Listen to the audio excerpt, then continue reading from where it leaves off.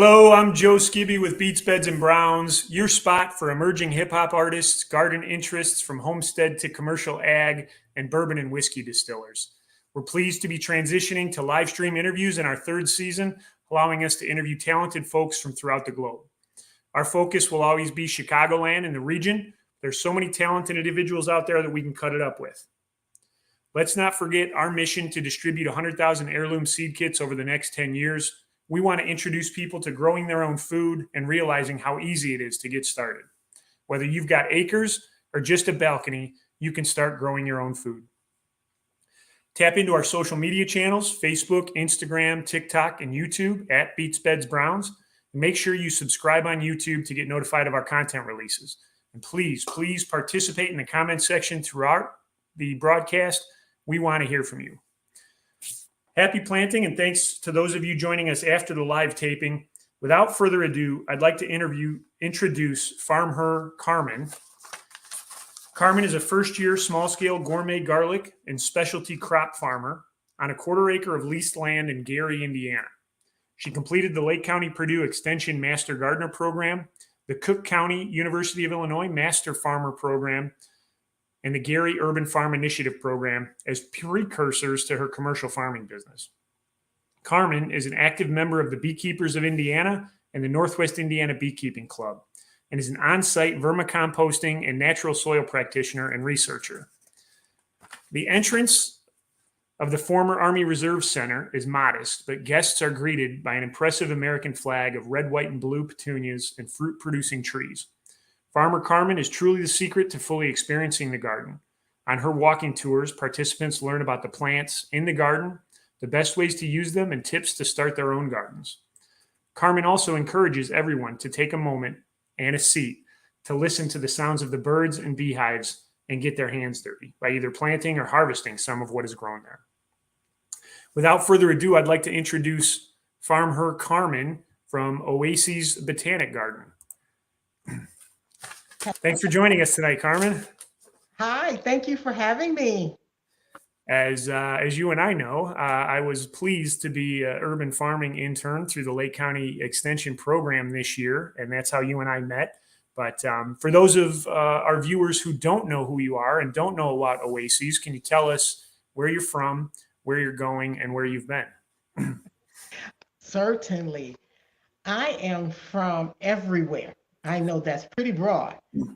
Was born in a Midwestern town, but as home missionaries, my family has lived in 35 of our great states. Oh man. So where am I from? Everywhere. Because in each of those spaces that we lived in, we had wonderful people to teach us and to love us and help us really get to know our great country. So where am I now? I am in Gary, Indiana, a wonderful place that God said to come with him to. I came here from the state of Georgia, having never been to Indiana, to Gary. And so it is an absolute joy to be here. The best place in the world to be. If you want to come with me, this is the best place in the world to be as long as you come with God. That's the key. And that was actually, it was a calling that brought you to Gary. You were driving through on a ministry tour and hospital visit, and yes, stop. And I stopped through, met the most wonderful people, the kindest people, folks inviting me to their homes. Unfortunately, I wasn't able to go in, but it was nice to be invited as a new person in the city. And 1 year from that date of visiting, as I was driving through, I had the privilege of relocating to Gary. So where are we going? Yeah.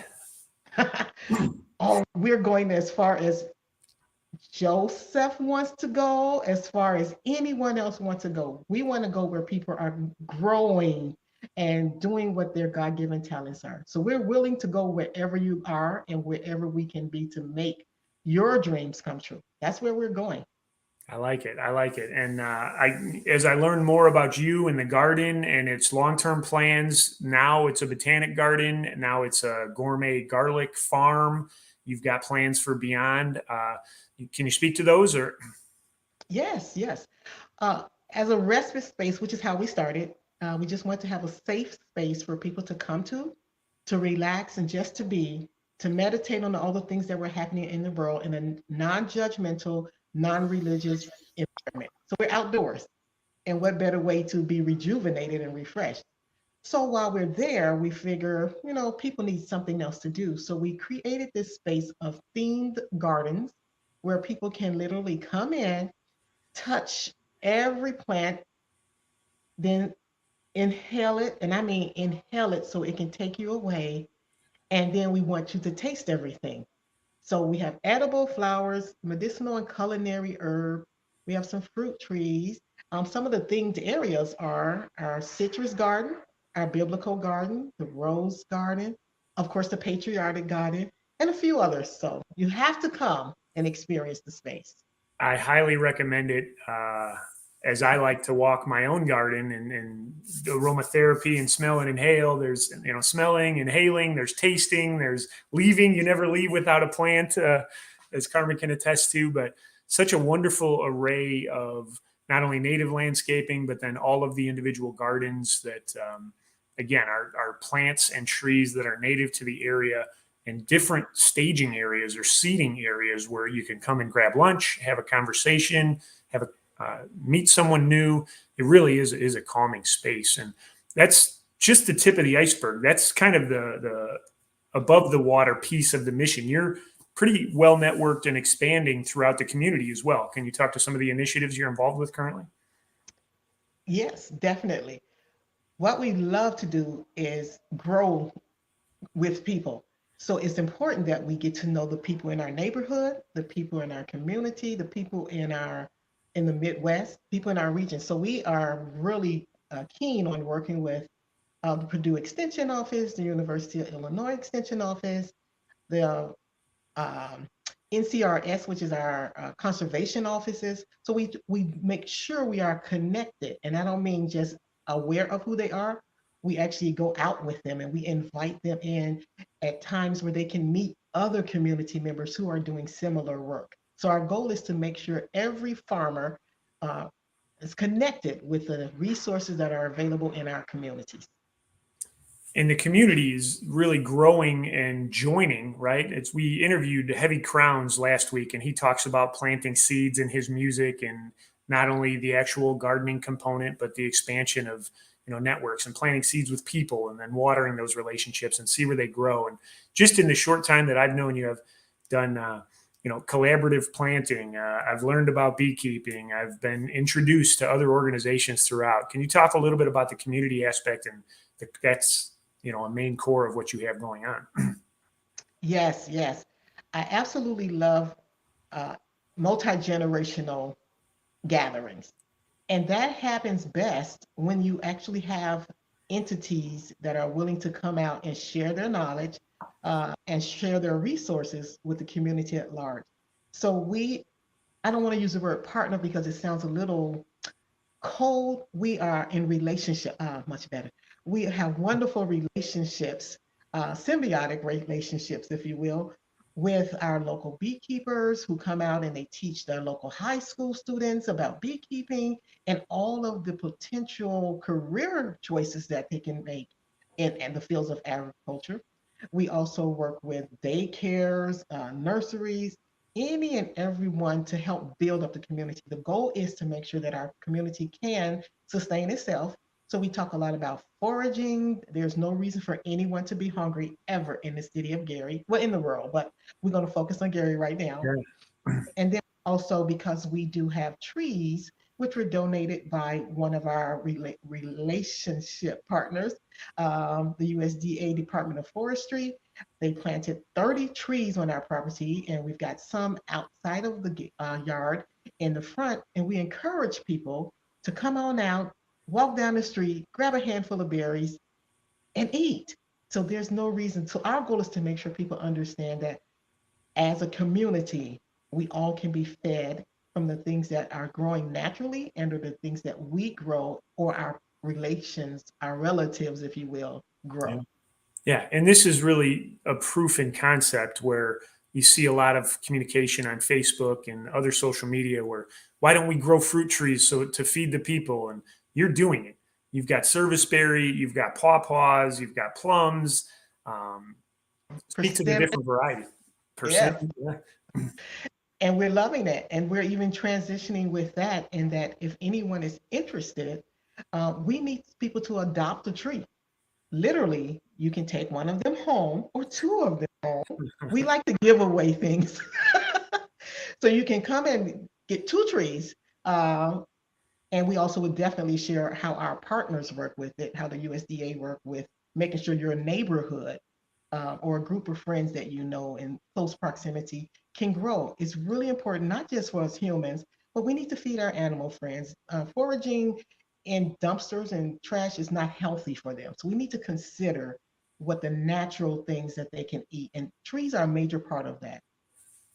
Yeah, it's, we align 100% in that mission that no one should be going hungry. There's the abundance that springs forth from these fruits, vegetables, and other edible plants that there's no reason for it. There really isn't. And, I'm happy to see the work that you're doing. And I remember the first day when I came as an intern, not knowing what to expect, and we ended up hugging, and I felt like I had come home. It was a fantastic experience, and just it's two spirits aligning on a path. So I was pleased to have that opportunity and learn so much. So um, talk to me.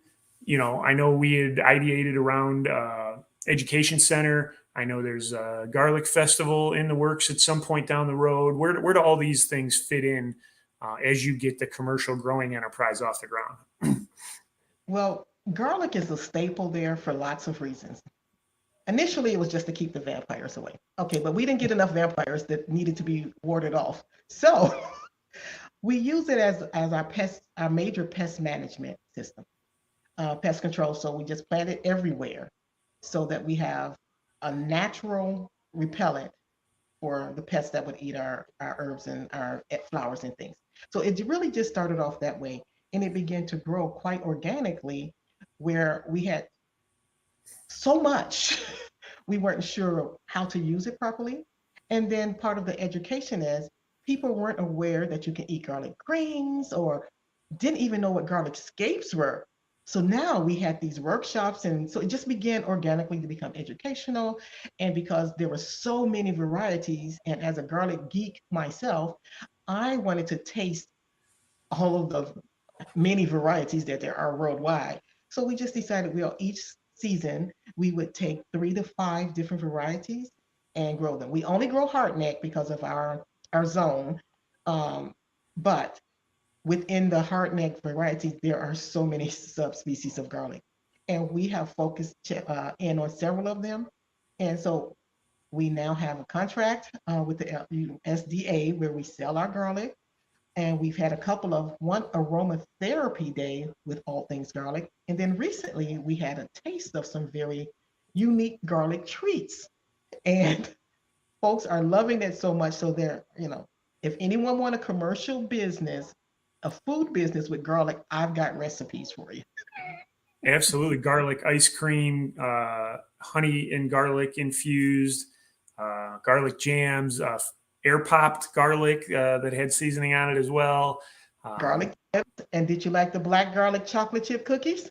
Yeah, the black garlic chocolate chip cookies were delicious as well. It was all of these things sampled were just eye opening in the different ways. And I think I referenced we had been to an Iron Chef party where similarly things had been done with tomato, but there's so many different. When you think about historically, when people had an abundance of things, they had to put it in because that's what they had, right? And now all those have you've gotten away from all those traditional recipes or those abundance based feeding opportunities, and it was shocking to have all the different flavors contained within those sampled items.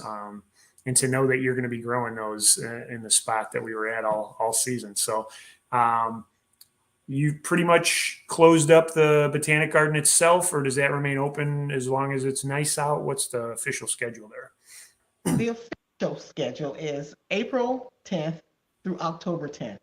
However, we've had some really good days, and folk are still wanting to come out. So we will come out as long as folk want. Now, we no longer have a set schedule per se, but most of the time I just get up in the morning, one of us will drive by and open the gate. So as long as the gate's open, people are welcome to go inside. And we've been trying to leave it open, between 10 and noon, 10 and 1-ish. But of course, people are also welcome to call, email, or go on our Instagram and say, hey, I'm coming by. I need the gate open at 10 o'clock or 2 o'clock.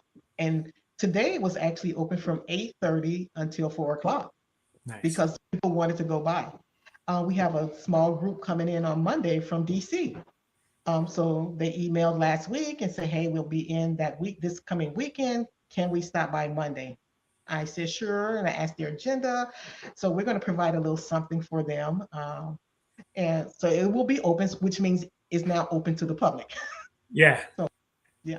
Nice. That's fantastic. So if you see some movement over there, just drop in and get Yeah. yourself some fresh stevia, or I think the rose hips are all gone, but Actually, the rose bush, even though we've cut it back, pruned it back for the season, we've got fresh rose hips growing. And we even have this yesterday, we had two fresh blooms. So okay. it wants, it wants to remain open. Just enough sun and warmth to keep it going, like the last tomato in the garden. Exactly. Stevia is still there. The licorice mint is still there. Then the conversation is always good. The pods are there, and we have been planting garlic. We are close at 3,000 bulbs, cloves, I'm sorry, of garlic now. Uh, Wow. a few more cloves to be planted, so you're welcome to come out and watch us plant or come plant the last few. We hope to be done by Sunday.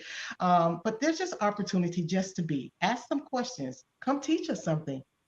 The bees are thriving and we haven't put them away or haven't wrapped them for the season, end of season. And then we've got a new addition on the property that you just may want to look at. Oh yeah. Did you see the bus out there? I saw the bus. Yeah. So we're actually working on that as long as the weather lets us. So things are Talk to me happening. about the long-term purpose for the bus. Why would a botanic garden need a bus? Because unfortunately, everyone can't come to us. So we want to take the gardens to them. Wherever you see a bus that says whatever it's going to say, big surprise, but we want to make sure people can touch, taste, and feel and learn how to grow. So we'll have educational material on there. We'll actually have food that we will pick up from several gardens who have agreed to work with us.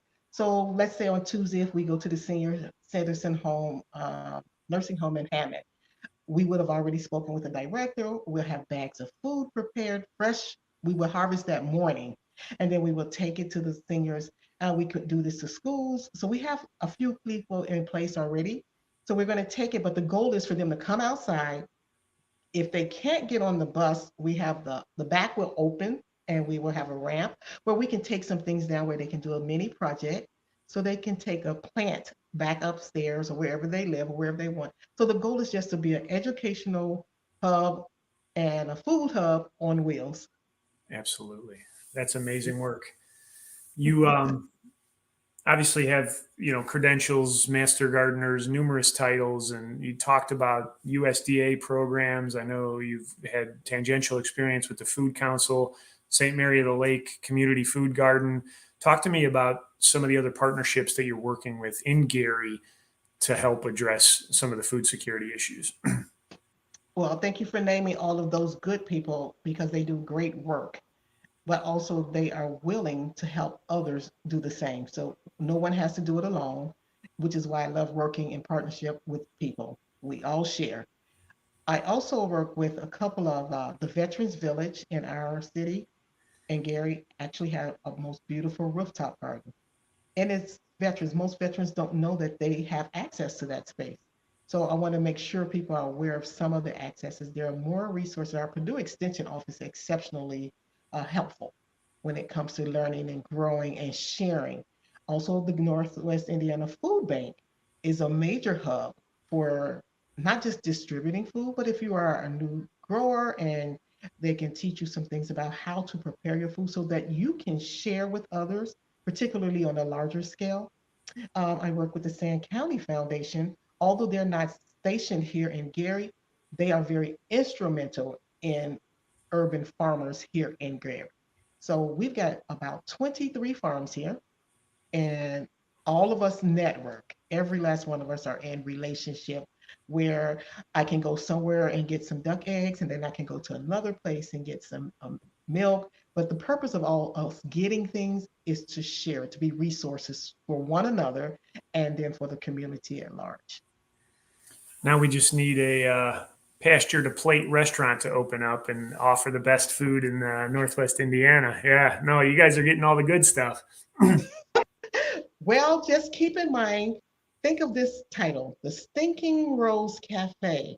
Remember that, people. Remember Okay, that. I like it. Opening date? Do we get a teaser on an opening date? Yes, the Stinking Rose is the name for the garlic. It was originally because the fragrance of a rose. And Ah, so historically, it's called a stinking rose.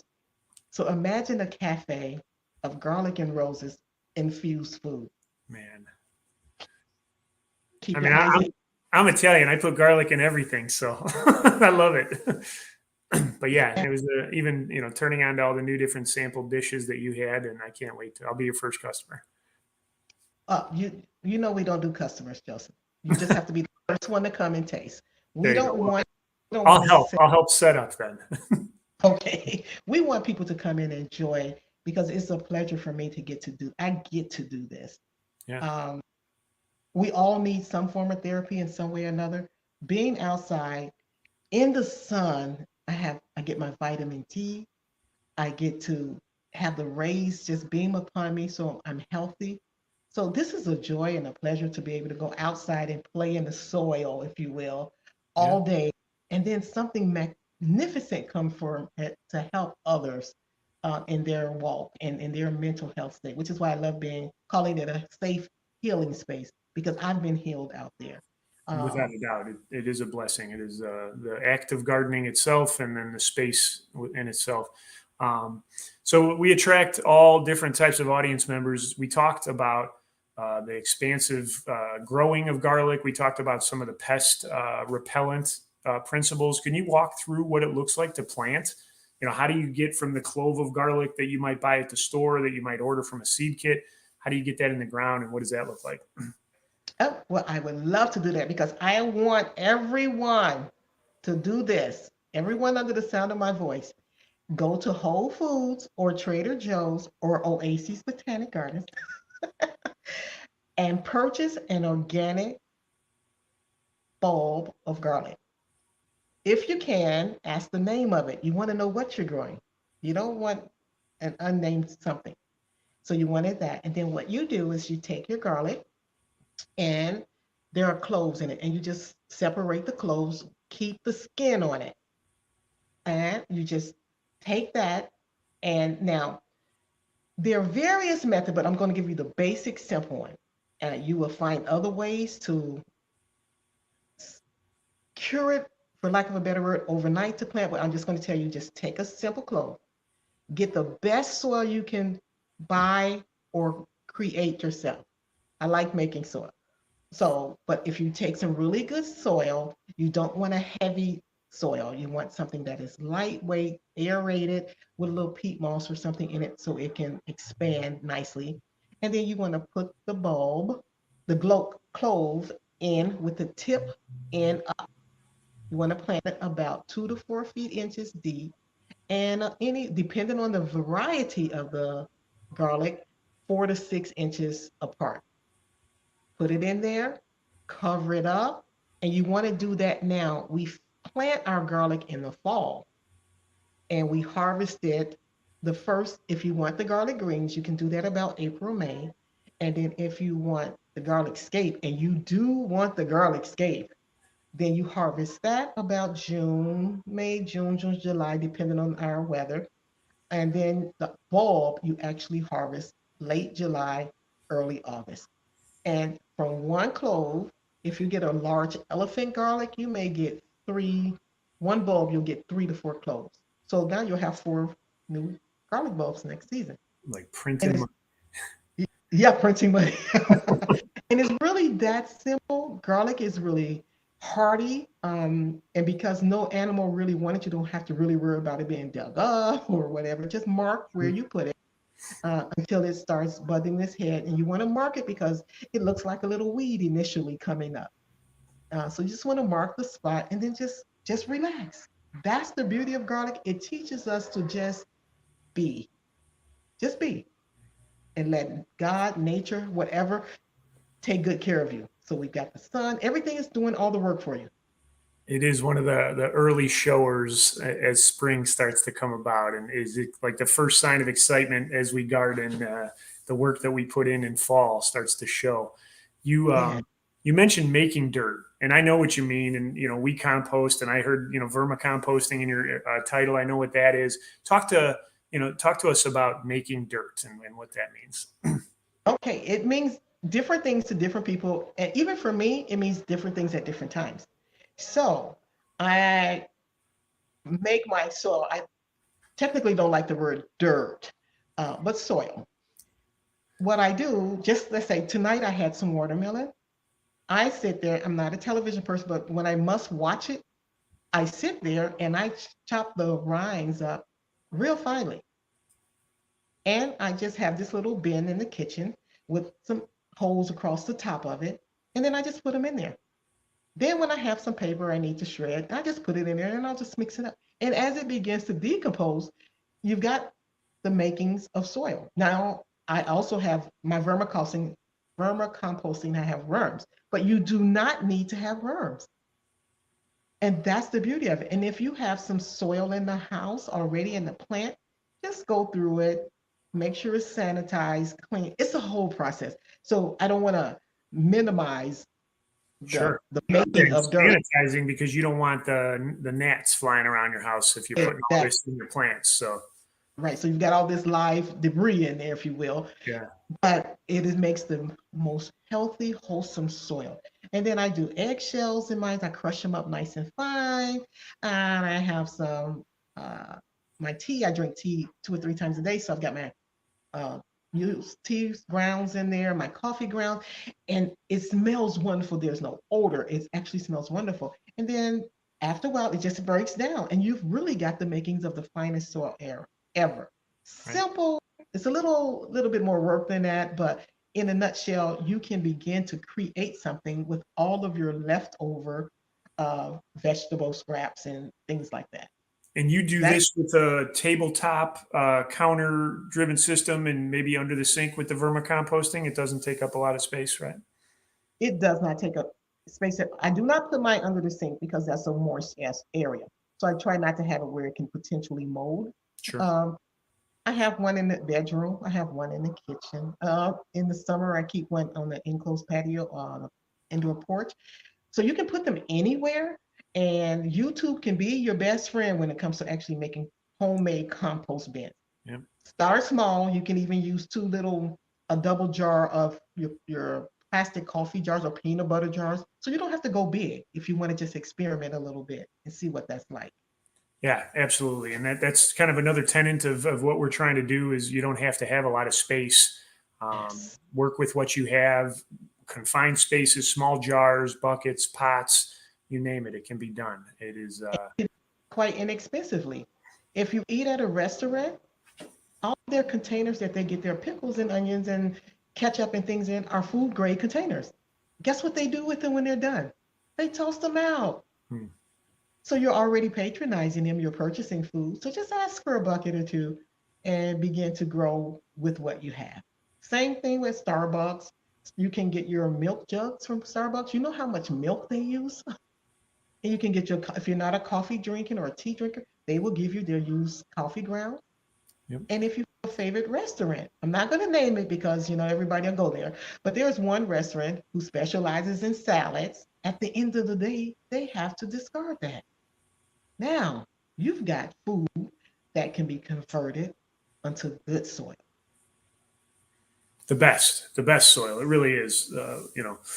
We do all of our table scraps and composting, and we do it in a 4 by 4 by 4 foot structure, and just turn it 2 or 3 times a year. And then when it's ready to put in spring, it is the blackest, the richest, just great growing substrate. So big components of composting. Yes, that's So good. as we conclude the growing season, as you get the garlic in, I know you're working on the bus when it's warm. What do you transition to over winter? How do you keep yourself busy? How do you keep your hands dirty? Well, winter is actually the time where we do a lot of learning and teaching. So there's major conferences all over the U.S., horticultural conferences, general agriculture conferences, livestock conferences, land trust conferences. So some of those we attend as participants, and then some of those we actually teach. And also, this is the best time ever. Seed catalogs will hurt you, but this is the best to begin to decide what you want to grow next season and how you want to grow and where you want to grow and who you want to be in partnership with. Build those relationships now, because once it's time to get in the soil, you're going to be quite busy. So you can determine now. Seeds sell out.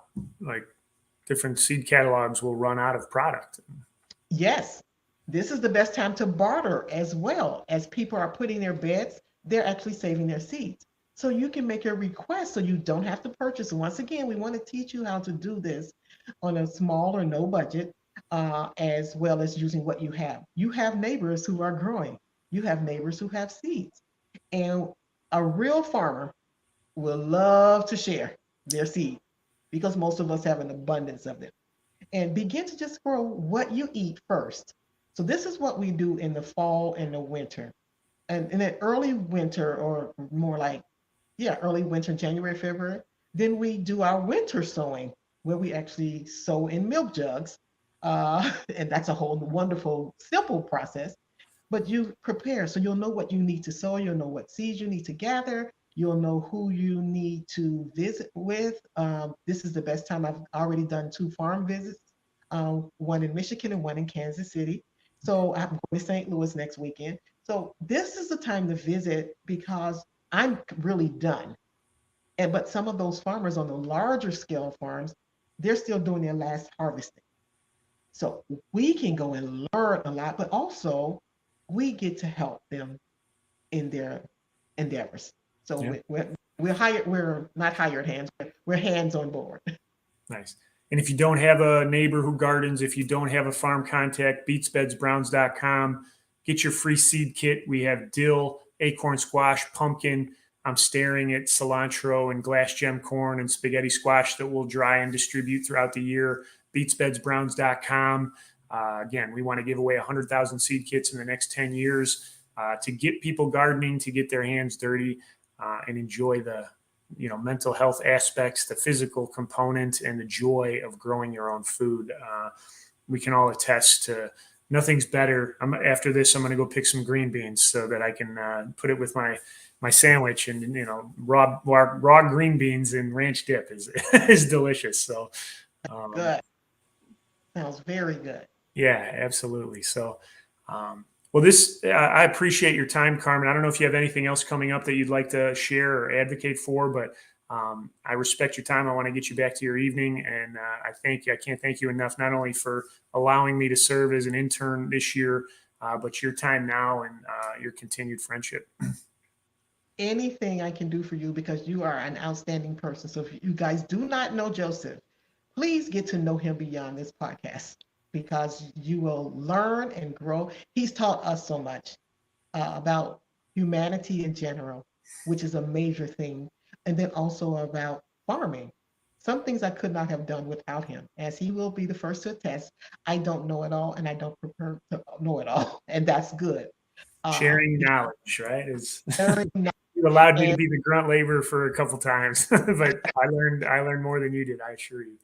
and then he's going to be our guinea pig, because one of the other things we're working on this fall, not to for any major production, we really want to do that garlic beer. So Okay. so we love to do things. So only thing I want to do is encourage people, whatever you choose to grow or whatever you choose to eat for the first time that has been grown fresh, not from the market, begin to sample different ways to use the product. Be creative, enjoy it. Food is fun. Have fun growing, have fun eating, and most importantly, please be encouraged to share. And thank you, Joseph, for sharing tonight with me. Thank you so much for joining us. I'm going to remove you from the studio, and then I'll close out, and then I'll talk to you for a couple minutes before we end up. Okay. Okay, thank you all. Bye bye. Thanks again, Carmen.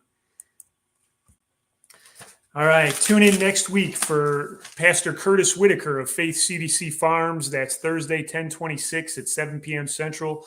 We'll be live on YouTube. We'll discuss the initiatives at Faith CDC Farms, including food justice, economic development, environmental justice, and social justice in Gary, Indiana. Let's not forget Beets Beds Brown's mission to distribute 100,000 heirloom seed kits over the next 10 years. We want to introduce people to growing their own food and realizing how easy it is to get started. Whether you've got acres or just a balcony, you can start growing your own food. Again, get your free seed kit at beetsbedsbrowns.com. Tap into our social media channels at beetsbedsbrown, and make sure you subscribe on YouTube to get notified of our content releases. And please participate in the comments. Let us know how we're doing. Happy planting, guys. Thank you.